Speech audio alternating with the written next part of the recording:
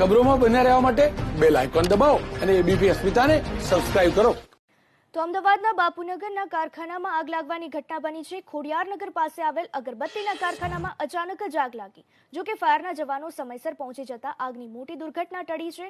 Fire વિભાગનું અનુમાન છે કે ફટાકડાના તણખલાથી આગ લાગી હોઈ શકે. ખોડિયારનગર પાસે સૂર્યા અગરબત્તીના કારખાનાની આગળના હિસ્સામાં કાચો માલ અને કચરાનો ઢગલો હતો, જેમાં આગ લાગી અને ધીમે ધીમે પ્રસરવા લાગી હતી. પરંતુ ગોમતીપુર ફાયર ટીમ સમયસર પહોંચી જતા મોટી જાનહાનિ ટળી છે. 12:38 કંટ્રોલમાં કોલ આવ્યો હતો કે આગ લાગેલી છે. 12:39-40 અમે લોકો ટર્નઆઉટ કરી અહીંયા આગળ 12:42-45 આસપાસ પહોંચી ગયા.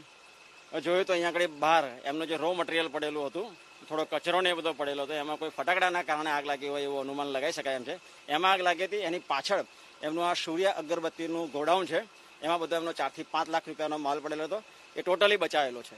અને બહાર જે લોકોએ ખુલ્લું રાખેલું હતું, જ્યાં કચરો પડેલો છે, એના હિસાબે આગ લાગી હતી.